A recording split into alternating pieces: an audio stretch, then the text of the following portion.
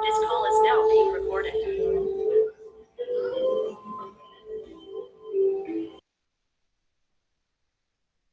Conseguem me ouvir bem? Sim. Beleza, então, oi gente, bom dia, tudo bem?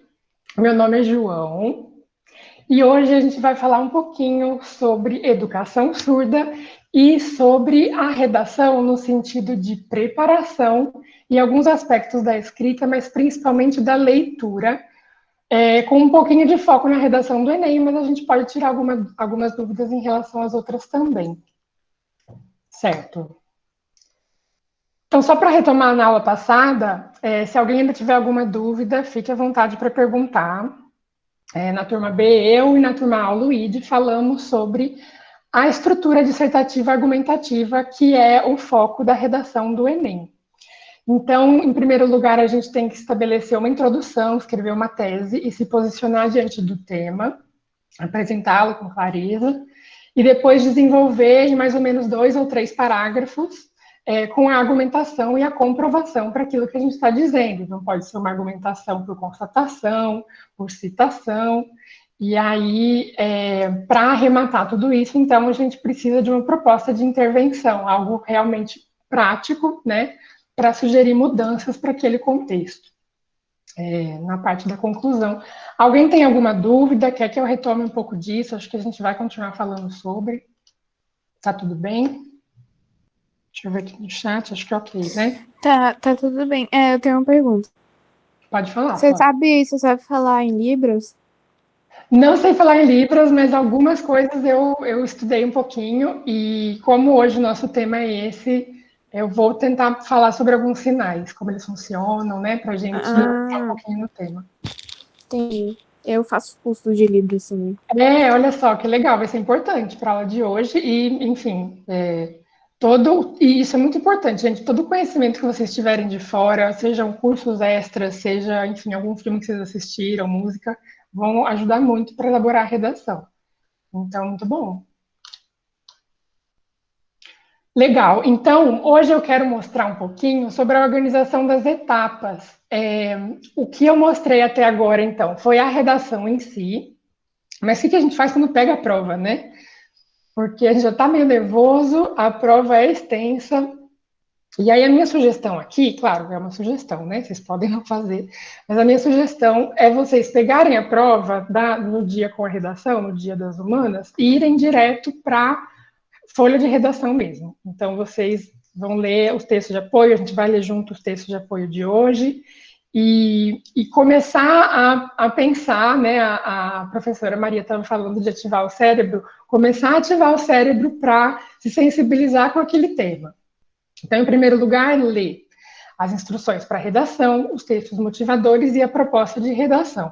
Talvez um lugar zero antes desse seja ler antes da prova, né? Então, a Flora comentou do curso, de novo, para quem tiver, enfim, referências culturais, literárias. Então, acho que, se não me engano, vocês estão lendo Quincas Borba, né? No Clube do Livro, me confirmem.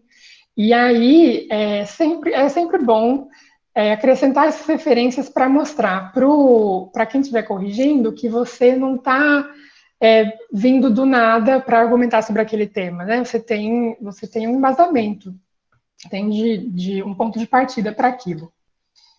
E aí, depois dessa leitura inicial, a gente sugere vocês reunirem as ideias fazendo outras questões da prova. Então, aí vocês pegam a prova e leem esse texto de apoio. Podem começar a ir fazendo as outras questões da prova para ir pensando nos itens, né, que a gente vai efetivamente organizar e escrever. E uma boa dica também, eu acho que ler as questões da prova com carinho, porque às vezes nos próprios enunciados das outras questões tem coisas que vocês podem usar como referência. E que é muito legal, né? Porque vocês vão poder fazer mais associações e conexões com o passar desse brainstorming, né? Dessa tempestade de ideias, de reunir mesmo o conteúdo. E aí escrever é a última parte da prova, porque escrever é como se fosse o final, né? Consumar aquelas ideias todas em frases, né? Na aula passada, acho que eu comentei que seriam, se a gente pensar que, sei lá, são uns 4 ou 5 parágrafos, são mais ou menos 5 parágrafos de 5, 6 linhas, né? Então, o espaço é pequeno, então por isso que a gente precisa ler bastante e organizar bem, deixar a estrutura da frase bem clara e bem direta, né? Para que a gente não chegue lá no final correndo, ou para que a gente não tenha que enrolar depois, até porque, como vocês vão ver, os temas são amplos, e a gente não vai resolver todos os problemas do mundo, queria, né? Mas, enfim, são muitos, então é bom ir direto ao ponto. Ó, a gente vai ler, então, a folha de redação do Enem 2017. Tá pequena, mas eu vou aumentar nos próximos slides. E as instruções são, né, geralmente para todas as provas, não sei se vai mudar esse ano, por conta dessa configuração diferente que a gente está vivendo, mas era sobre o rascunho da redação, então tem o rascunho, tem a folha oficial, né? Claro, não pode ter plágio, a gente tem que respeitar os direitos humanos sempre, eu vou retomar sempre isso, porque é essencial mesmo. E pelo menos 7 linhas a gente tem que escrever para não zerar, mas é claro que uma redação de 8 linhas é bem difícil que ela seja, né, densa o suficiente. E aí, ó, apresentar a parte do texto deliberadamente desconectada do tema proposto também é outra possibilidade de zerar. Então, tome muito cuidado para não fugir do tema, porque é uma coisa fácil de se fazer, ainda mais com esses temas tão amplos que o Enem propõe. Muito bem. Então, dos textos motivadores, né? A gente tem aqui. O primeiro é o capítulo 4 do Direito à Educação, que é um documento do governo. E aí, no artigo 27, a gente tem: a educação constitui direito da pessoa com deficiência, assegurado o sistema educacional inclusivo em todos os níveis e aprendizado ao longo de toda a vida. Percebam como são palavras que, né, assim, procuram generalizar e procuram justamente conceder esses direitos para a pessoa. Então, teoricamente, no texto está tudo muito bem, né? De forma a alcançar o máximo desenvolvimento possível de seus talentos e habilidades físicas, sensoriais, intelectuais e sociais, segundo suas características, interesses e necessidades de aprendizagem. Alguém quer continuar lendo? Eu posso ler. Pode? Por favor. Sim. Parágrafo único. É dever do Estado, da família, da comunidade escolar e da sociedade assegurar a educação de qualidade à pessoa com deficiência, colocando-o a salvo de toda forma de violência, negligência e discriminação. Artigo 28. Incumbe ao poder público assegurar, criar, desenvolver, implementar, incentivar, acompanhar e avaliar. Aí tem aqui acho que é 5, sei lá. Oferta de educação bilíngue. Isso, mas é o item 4, pode continuar. Oferta de educação bilíngue em Libras como primeira língua e na modalidade escrita de língua portuguesa, como segunda língua em escolas e classes bilíngues e em escolas inclusivas. É para ler o resto? Isso, esse é o item 12. Pode ler, por favor. Aí tem o 12 lá. Aí fala: a oferta de ensino da Libras no sistema Braille. É Braille o que está escrito? Isso. E de uso de recursos de tecnologia assistiva, de forma a ampliar habilidades funcionais. Não dá para ler o resto. Tá aparecendo o meu... Tá aparecendo um negocinho aqui na frente. Tá, desculpa. Habilidades funcionais dos estudantes, promovendo sua autonomia e participação. Muito bem. Provavelmente vocês já ouviram falar de semântica, né? Eu acredito que na área de português, até a Maria pode me confirmar, se vocês estão vendo essa questão do significado, do peso das palavras. E aí, se a gente for fazer um campo semântico desse texto, ele se propõe a ser muito inclusivo, né? Então, a gente tem aqui as palavras autonomia, participação, ensino, assegurado o sistema educacional, então, teoricamente, a pessoa já tem aquilo garantido e tudo mais. E também fala sobre esse sistema social, uma comunidade escolar. Então, De novo, na teoria está tudo bem, mas a gente vai entendendo com o passar dos próximos textos também qual é a grande questão. E eu não sei vocês, adoro, a história, perdão, falou do curso, né? Mas eu não tinha muita familiaridade com a Libras ou com Braille até estudar um pouquinho sobre. E realmente, se a gente parar para pensar, não sei se vocês conhecem pessoas surdas, né? Mas acaba sendo uma comunidade muito marginalizada, muito mesmo. E aí participar da vida social, né, dessa comunidade que o texto diz, fica uma coisa meio inviável, porque a gente começa a pensar, opa, peraí, se as pessoas têm direito a tudo isso, cadê elas na escola? Cadê elas na vida pública, na rua? Enfim. Por que a gente mesmo não é formado em Libras? O que acontece? Então, seguimos. Drico, né? Você está vendo o slide agora? Está todo mundo conseguindo ver? Que eu estava vendo aqui no chat que parece que está dando problema. Então, eu não consigo ver os slides. Eu estou acompanhando a aula, mas eu não estou conseguindo ver os slides. Tem mais alguém com esse problema? Não, eu estou vendo os slides normalmente, te ouvindo muito bem. Eu também. Trico, se quiser sair e entrar de novo, não sei também se depende da configuração do celular. Você tem que ver se, tipo, a imagem do, deixa eu ver o nome, do João tá fixada. Se estiver fixada, aí você tem que tirar. Sim. Não tá, não. Não então, não sei. Poxa, não sei. Vou sugerir você sair e entrar, mas realmente não sei. No celular tá assim, você pode colocar o... Tá, deixa eu sair e voltar de novo, rapidinho, gente. Espera aí. Ok. Alguém tem alguma dúvida? Por enquanto tá tudo bem? Foi muito rápido, tô sendo repetitivo, podem falar. Tá tudo bem. E eu queria, tipo, falar um pouquinho sobre, tipo, aqui em São Paulo, pelo menos, é bem difícil achar uma escola que, tipo, dê pra, tipo, cadeirantes e que seja para pessoas com deficiência, tipo, auditiva, ou se não, de falar, de ouvir, essas coisas aí, isso, visual. E, tipo, eu estudo numa escola mesmo que, tipo, só tem escada. Tem um professor que ele é cadeirante. E, tipo, ele não pode subir a escada pra dar aula pra gente, então a gente tem que trocar de sala. Aí, quando é a aula dele, a gente tem que descer pra outra sala, e depois a gente sobe de novo, e depois tem que descer de novo pra outra sala. Então é uma coisa muito, sei lá, é muito chata essa situação. E, tipo, na escola, lá em Pernambuco, eu não via isso. Tipo, lá, onde era, tipo, dava pra, tipo, cadeirante, e tinha também essa questão de Libras, os professores sabiam também. Então dava pra todo mundo fazer. E, tipo, mesmo sendo em escola pública e mesmo sendo em escola particular, que eu estudei nas duas escolas. Eu estudei em uma escola pública e estudei em uma escola particular. E as duas eram a mesma coisa. Tinham escadas, mas também tinham, tipo, aquelas lampinhas que era para cadeirantes e outras coisas assim. E os professores sabiam falar em Libras para outras pessoas que não entendiam, tipo, como que a gente falava normal, né? Aí ensinavam para eles também. Acho que devia ser uma obrigação, né?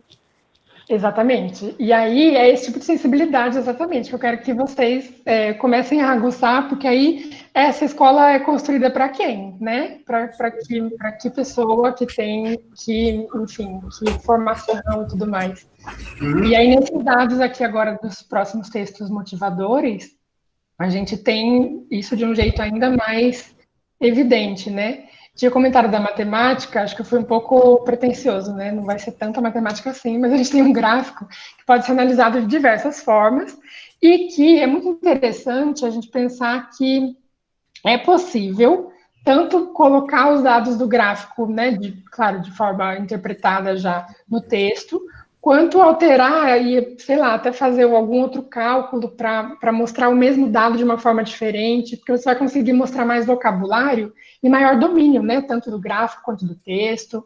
Então, aqui a gente tem as matrículas de estúdios na educação básica, educação especial, E aí, o total, não sei se dá para ler, mas está em milhões, né? É isso? É. E aí, as classes comuns e as classes especiais percebam o desnível, né? Eles estão muito distantes no gráfico. Então, de novo, né, a gente está pensando aquele texto teórico lindo, o que as pessoas estão fazendo com ele, né? No texto 3, a gente tem aqui como se fosse um anúncio, né? Sou surdo e pós-graduado em marketing. E na sua empresa tem espaço para mim? Trabalho não tolera preconceito, valoriza as diferenças. Então é como se fosse um anúncio ao contrário, porque não é a empresa que está fazendo anúncio, é o candidato, mas também está trazendo o foco para a pessoa surda, para a pessoa com deficiência, né? Até eu ia tentar vocês para os termos mais recentes e mais recomendados a serem usados são portador de necessidades especiais, PNE, sigla, ou pessoa com deficiência, como a Flora usou, PCD, né? E aí atentem para o C minúsculo por se tratar de uma preposição. Enfim. Mas então, de novo, essa sensibilidade, né? Por que o mercado de trabalho, por que a escola, por que a vida pública, o sistema, não consegue incluir essas pessoas. Né? E aí também comecem a pensar já por que é interessante para, sei lá, para o governo, para determinados grupos da elite, que essas pessoas não estejam acessando, né, esses espaços. O texto 4, alguém gostaria de ler? Posso ir de novo? Pode ir, Flora. Tá, calma aí. No Brasil, os surdos só começaram a ter acesso à educação durante o Império, no governo de Dom Pedro II, que criou a primeira escola de educação de meninos surdos, em 26 de setembro de 1857, na antiga capital do país, o Rio de Janeiro. Hoje, no lugar da escola, funciona o Instituto Nacional de Educação de Surdos, INES. Pode falar assim ou falar Inês? Pode falar INES, pode falar INS, pode como se preferir. Por isso, a data foi escolhida como o Dia do Surdo. Contudo, foi somente em 2002, por meio da sanção da Lei número 10.436, que a língua brasileira de sinais, Libras, foi reconhecida como segunda língua oficial no país. A legislação determinou também que devem ser garantidas por parte de poder político em geral e empresas concessionárias de serviços públicos. Formas institucionalizadas de apoiar o uso da difusão da Libras como meio de comunicação objetivo. Sim, então, vamos pensar por que esse texto está aqui, né? Então, se a gente voltar para os outros, a gente vê, então, sistematizando eles. O primeiro trata-se de um trecho, né, de um site, de um texto do Planalto. Depois a gente tem um gráfico, um anúncio, e por último, vejam a fonte do texto, no site, enfim, do governo também. E aí, nesse caso, é como se fosse um pequeno histórico sobre a Libras. E já, né, de cara, chama a atenção para a gente que, por mais que o Dom Pedro tivesse tido essa iniciativa no governo dele também, né, uma coisa um pouco mais exclusiva para o Rio de Janeiro, só em 2002, então percebam que entre 1857 e 2002, muita coisa aconteceu no mundo e ainda assim demorou muito tempo para que a Libras fosse reconhecida como segunda língua oficial. E aí agora, com esses textos lidos, então a gente viu um pouquinho do histórico, a gente viu um pouquinho da questão da contemporaneidade, né, dos dados, do anúncio. A proposta de redação, então, vai pedir, a partir da leitura dos textos motivadores e com base nos conhecimentos construídos ao longo de sua formação, redija texto dissertativo argumentativo, já conhecemos, em modalidade escrita formal da língua portuguesa sobre o tema Desafios para a Formação Educacional de Surdos no Brasil, apresentando propostas de intervenção que respeitem os direitos humanos. Selecione, organize e relacione de forma coerente e coesa argumentos e fatos para a defesa de seu ponto de vista. Então, a leitura, percebam que até a proposta de redação coloca a leitura como a primeira parte do processo, né? E selecionar, organizar e relacionar também são etapas que devem vir antes da escrita em si, principalmente sabendo que a gente tem uma folha de rascunho, né? Então, vamos usá-la para a gente se organizar e, enfim, e poupar tempo depois, né? Acho que está tudo bem, né? Querem perguntar alguma coisa? Tudo bem. E o tema, vejam só como é amplo: desafios para a formação educacional de surdos no Brasil. Então, ainda que ele, né, de certa forma, restrinja ao território brasileiro, como o Enem vai fazer, a gente está falando de um exame nacional, né? A gente está falando sobre o nosso país, a educação do nosso país. Não está falando necessariamente de escola, então está falando da formação educacional, né? Dá para a gente, enfim, explorar isso de diversas formas. Desafios também não está dizendo para você, enfim, focar em como que, sei lá, a Libras não é ensinada em determinado sistema educacional, ou como que alguma disciplina não incorpora Libras. Então, vocês podem até ter uma mobilidade relativa, né, em relação a esse tema. Muito bem. E aí, na fase de elaborar os tópicos, por que é tão importante? Porque você justamente vai criar esse campo semântico, esses significados que você quer abordar ao longo do texto. Sobre o que exatamente você quer falar e quais as referências que você vai fazer ao mundo, né? O que você viu no mundo e o que você viu nesses textos de apoio que vão ajudar você a argumentar e propor alguma intervenção. E dizer, olha, isso aqui está errado por causa disso, disso, disso. E eu sugiro que vocês, sei lá, do governo, ou da sociedade, ou da escola, ou de alguma instância, tomem determinada atitude para que essa situação melhore. Então, o que você já leu sobre o assunto? Mais uma vez, aqueles cursos, as referências. Eu enviei alguns links para vocês em relação à intolerância religiosa nesse sentido também. Tinha até, para quem era da turma B, eu tinha mostrado também o quadro da Tarsila, que a gente conversou sobre as cores, sobre a pluralidade de símbolos e referências que ela coloca lá para falar sobre a religião no Brasil, que enfim, que envolve aquele sincretismo todo que a gente conversou. Viu algo semelhante em alguma novela, jornal, música, filme?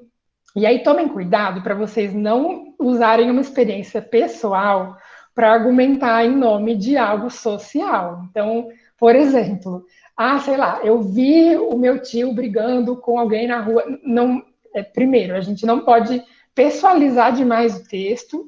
Então, sempre que for colocar em primeira pessoa, pensa duas vezes. E aí a gente tenta arranjar uma voz passiva ou alguma outra formação frasal para deixar aquilo um pouco mais objetivo, né? E tentar fazer referência à obra, e não ao que você necessariamente viu da obra. Então, é claro que tudo o que a gente vai dizer, de certa forma, está interpretado e selecionado por nós mesmos, né? Mas a forma, justamente, de construir essa frase deve dizer respeito ao objeto que você está dizendo em si do mundo, né? Aquela obra, aquela notícia que você leu no jornal. Então, por isso que eu estou sugerindo aqui as construções em voz passiva, né? Acredita-se, observa-se, e a gente até vai falar um pouquinho de adequação vocabular mais para o final da aula, mas é só para vocês irem pensando em como construir essas frases. O enunciado de alguma questão pode me ajudar? Por isso que eu falei para a gente primeiro ler todo o texto de apoio, começar a pensar e ir para as questões da prova. Porque, como é o mesmo dia de redação, é o dia das ciências humanas e linguagens, né? Às vezes tem a fala de algum filósofo em alguma outra questão, às vezes tem a fala de alguma autoridade do assunto, ainda que não seja um assunto exatamente paralelo, pode ser algo próximo, né? A gente vai ver 2 exemplos de introduções em que isso acontece. E por último, e talvez mais importante, como interpreto os dados do texto de apoio? Como que eu consigo passar, como que eu consigo filtrar a parte mais importante daqueles dados? E aí, claro, vocês não precisam escolher todos, não precisam, obrigatoriamente, vocês não precisam falar do texto de apoio, mas claro que é bom para justamente quem está corrigindo observar que você teve cuidado de observar com carinho, de ver como que você poderia articular aqueles fatores e construir frases, né, coesas e coerentes e que consigam apoiar o seu argumento, certo? Então, aqui, a minha intenção é elaborar com vocês esses tópicos da educação surda. Então, acho que, de uma forma bem geral, talvez para qualquer tema de redação do Enem, se vocês lembrarem aí de algum que isso não caiba, mas eu acho um pouco difícil, é a ideia de colocar-se no lugar daquele sujeito. Então, por exemplo, na próxima aula, o Luiz vai falar sobre o tema da persistência da violência contra a mulher. Então, colocar-se no lugar, né, do sujeito que sofre violência. Aqui, colocar-se no lugar do sujeito que não está incluído nesse sistema educacional. Sei lá, teve um dos anos também que o tema foi o consumismo infantil, né? Como que as propagandas chamavam a atenção das crianças e tal. Então, colocar-se no lugar das crianças. Então, geralmente, como é de uma situação social que a gente está falando, assim, pressuposto que a gente se coloque no lugar desse sujeito que está sendo comprometido de alguma forma, para pensar em alternativas para que ele viva bem, para que ele sobreviva, né, viva plenamente nessa sociedade que não consegue acolhê-lo, não sabe como acolhê-lo. E aí, justamente, né, empatia, a gente estava falando no começo sobre a questão da emoção, né? Empatia vem de patos, então é a noção de sentimento, de emoção. Como que a gente consegue olhar pela lente do outro, né?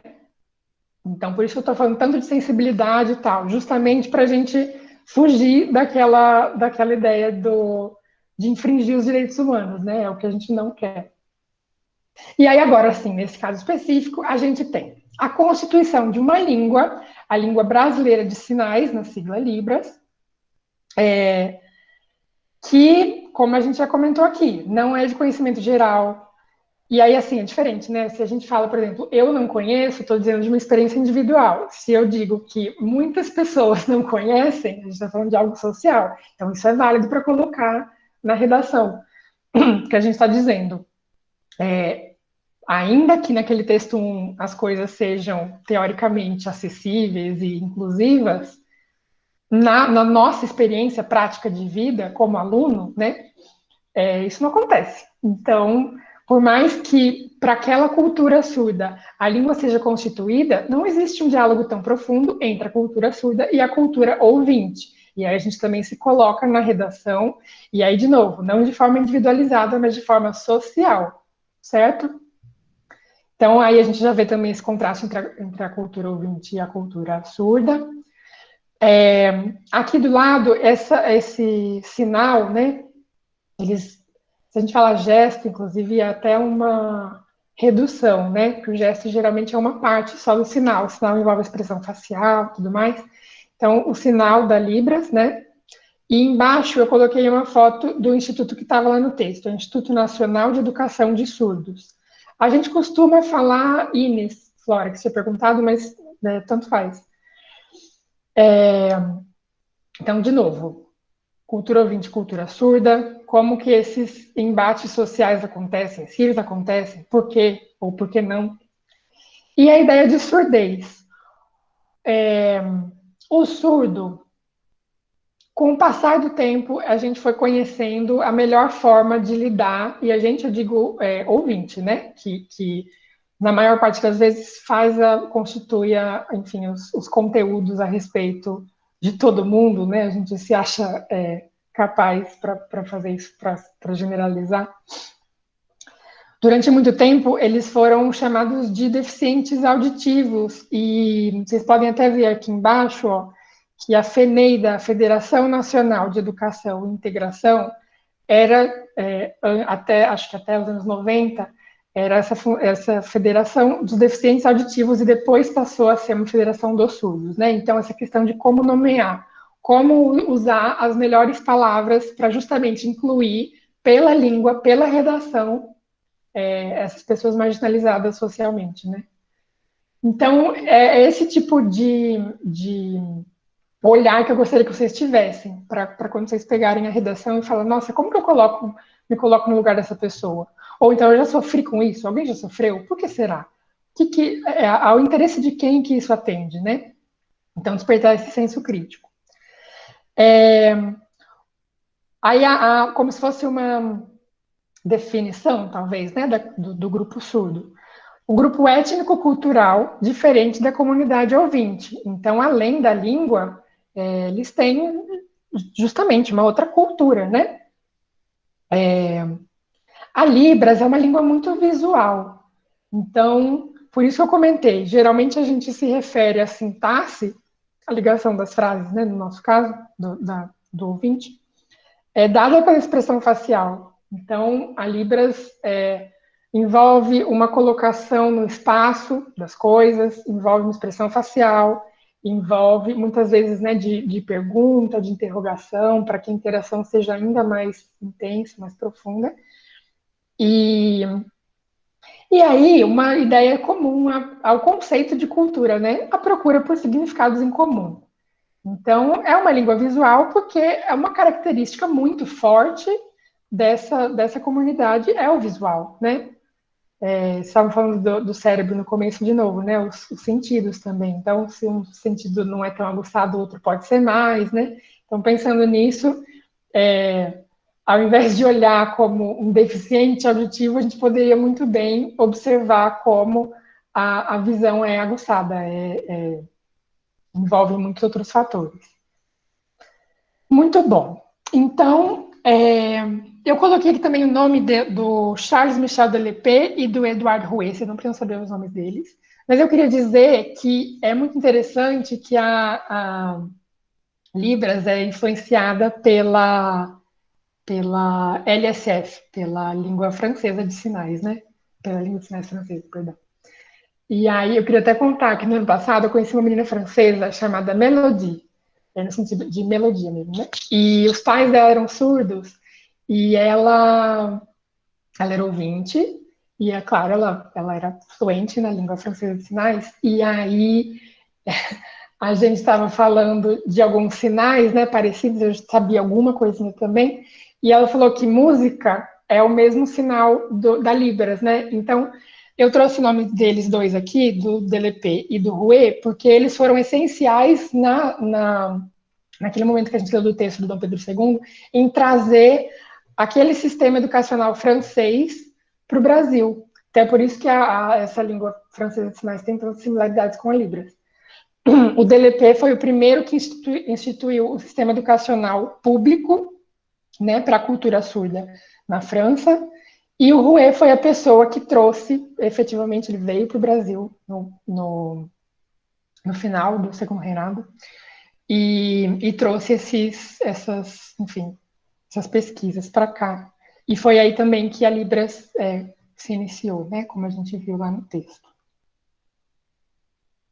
Agora eu quero passar... Eu tenho uma pergunta. Diga, pode falar.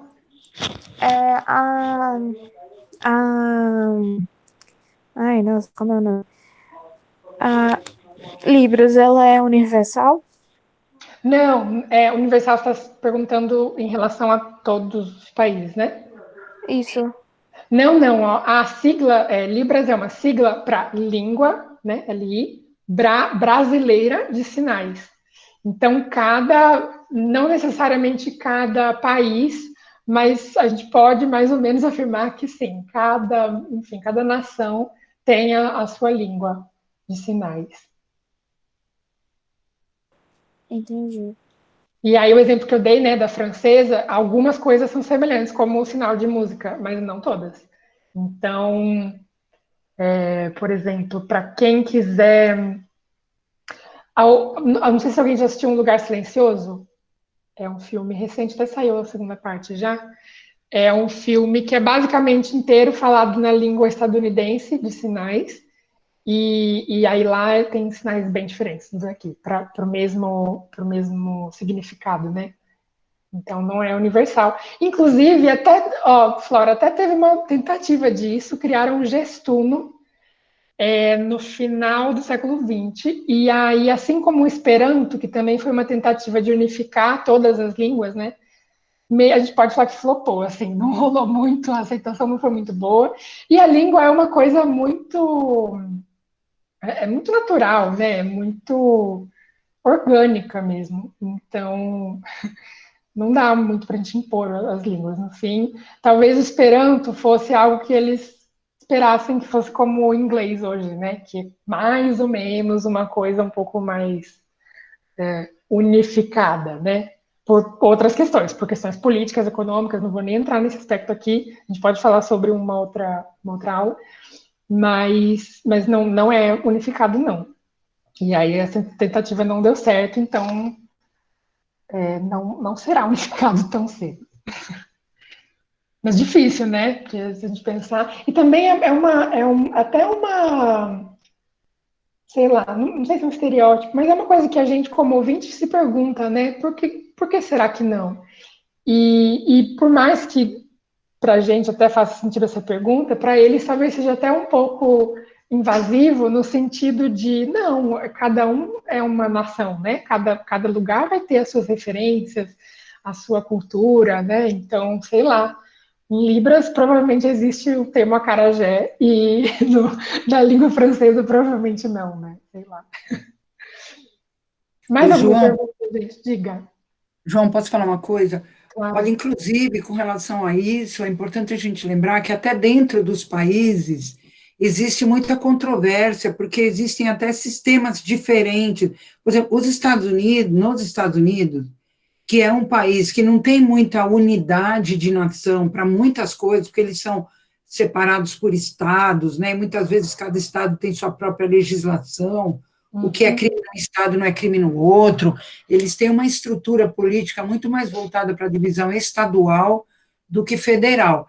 Então, lá, essa cultura da diferença de um estado para o outro até leva a esse tipo de situação, que os sinais que eles usam variam de estado para estado. Às vezes, uma criança que nasceu e cresceu em determinado estado se muda para outro, uma criança surda, por exemplo, ela tem que aprender outra coisa, diferente, porque naquele estado para onde ela está se mudando, os sinais que são utilizados são outros. Então, não é tão.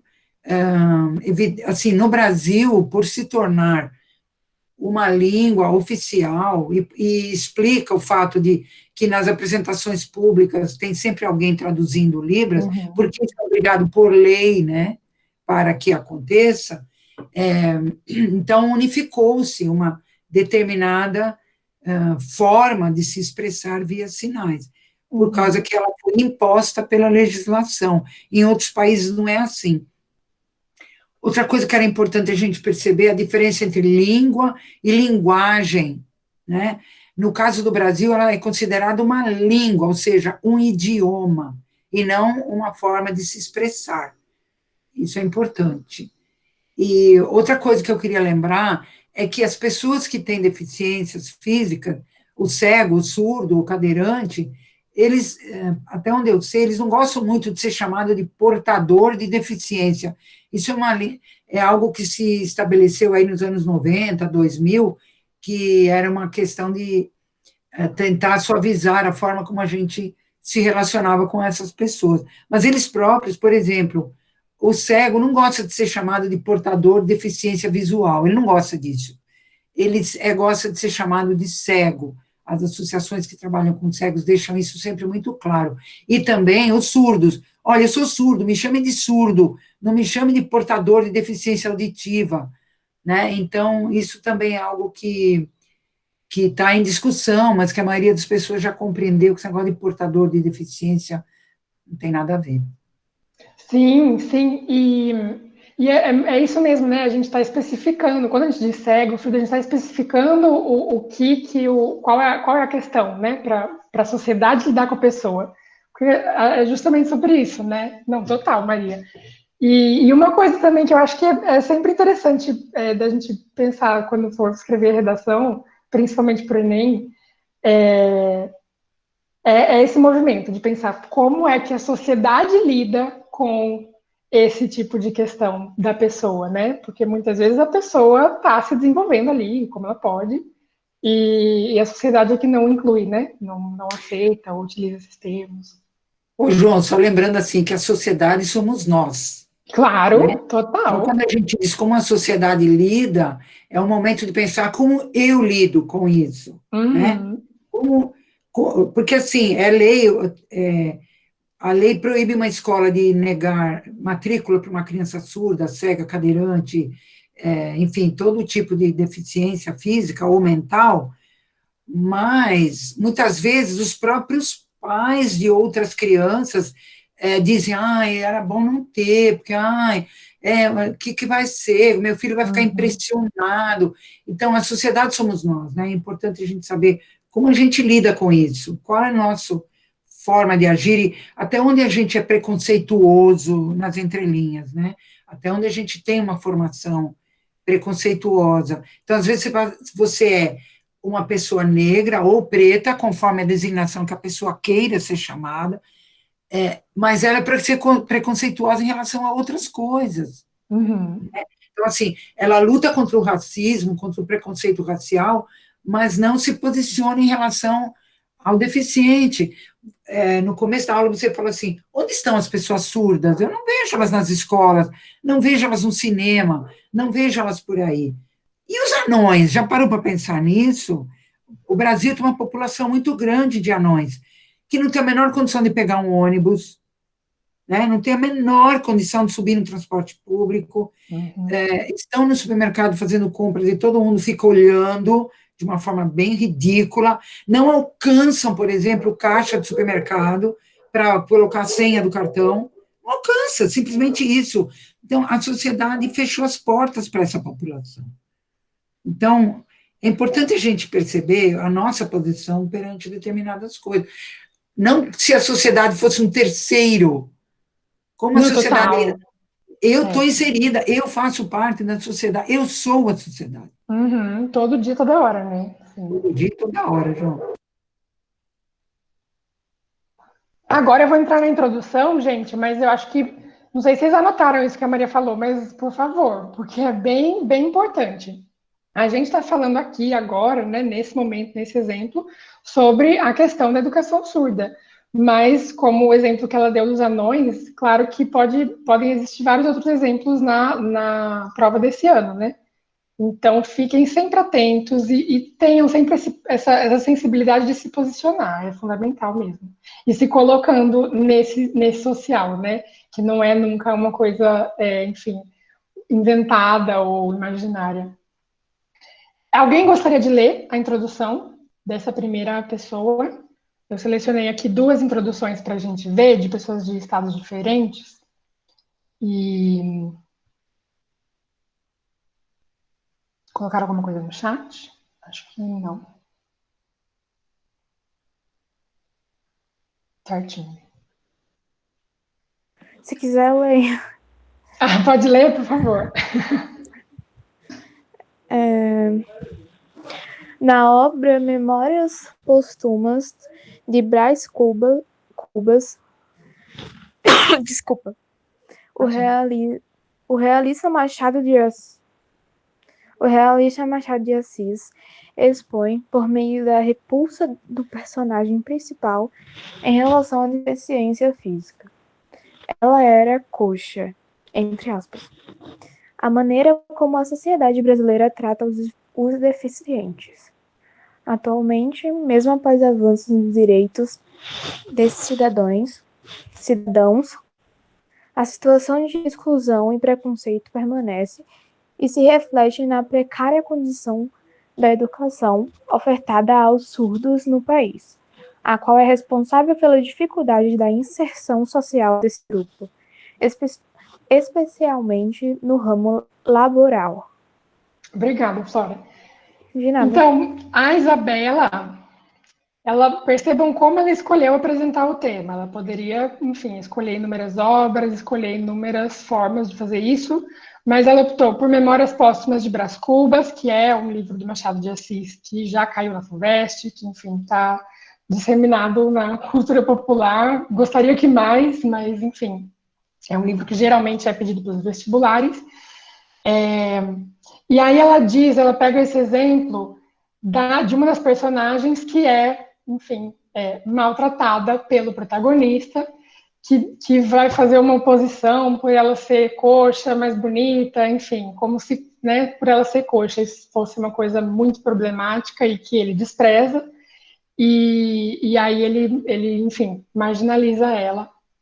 E aí ela traz esse exemplo para, então, demonstrar como, né, a gente pode ver que boa parte, enfim, da elite brasileira, nesse caso, vai tratar os deficientes, né? Aqui também ela vai falar da sociedade de um modo geral. E aí, atualmente, mesmo após avanços nos direitos dos cidadãos, então ela vai fazer essa mudança temporal, né? Porque o livro é do final do século XIX, aí ela vai falar agora da contemporaneidade. Ela reconhece que avanços nos direitos existem, como a gente viu no primeiro texto de apoio. Então, de novo, na teoria, com o passar das pesquisas, né, a ideia de, enfim, capacitismo foi indo embora, e aí a gente trouxe esses termos novos. E aí, por mais que tenha havido algum esforço, a situação de exclusão e preconceito permanece, e aí ela vai desenvolver e deixar isso de um jeito bem claro, né? Ela opta por muitos verbos, percebam que no presente, ela está falando de agora. Quando ela vai falar da obra, ela também vai falar que a obra expõe. E na adequação vocabular, esse tipo de olhar para a língua também é interessante, no sentido de não reproduzir muito a oralidade, né? A gente está falando de algo mais normativo, de uma norma culta, então o Enem vai querer ver as nossas habilidades em relação a isso e vai querer que a gente, enfim, demonstre determinados conhecimentos na hora do estilo, né? De como escolher determinadas frases e montar esse quebra-cabeça, né? Aqui ela vai falar do ramo laboral, então, de novo, percebam que ela está fazendo um recorte, né? Não vai dar para a gente falar de todo mundo, generalizar tudo. Então, ela está falando desse contexto de agora, e aí, ao longo da redação, depois, se vocês quiserem, eu posso enviar a redação completa, a gente pode falar sobre ela aqui também. Ela vai apresentar os argumentos, então, que vão procurar, enfim, expor essa situação de modo mais agudo. Na próxima introdução que eu separei, ao invés da abordagem, enfim, literária, a gente tem uma questão mais histórica, como estava no texto 4, né, no texto de apoio lá, e a retomada também não é necessariamente, enfim, copiando ou citando diretamente o texto, mas fazendo uma referência indireta a ele. Então, durante o século XIX, a vinda da família real ao Brasil trouxe consigo a modernização do país, com a construção das escolas e universidades. Tá.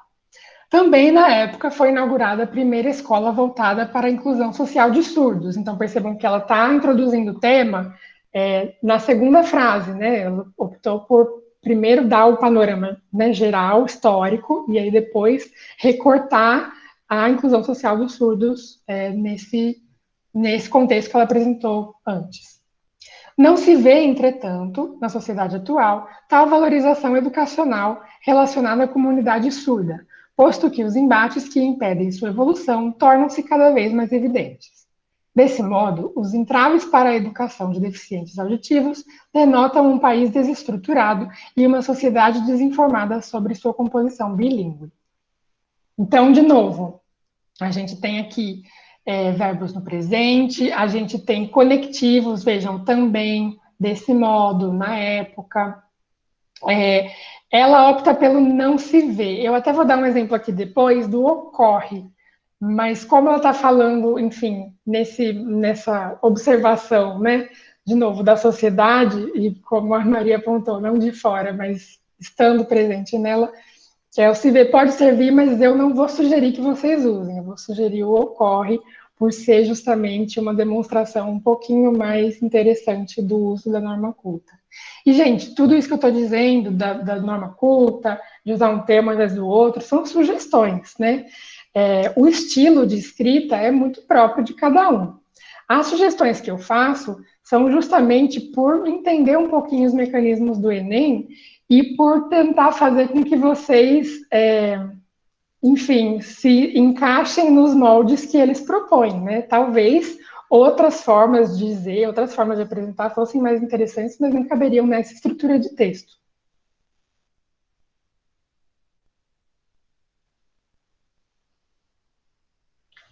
Tá, e aí agora sim, então, falando um pouquinho mais especificamente da adequação e precisão vocabular, é uma coisa um pouquinho mais técnica.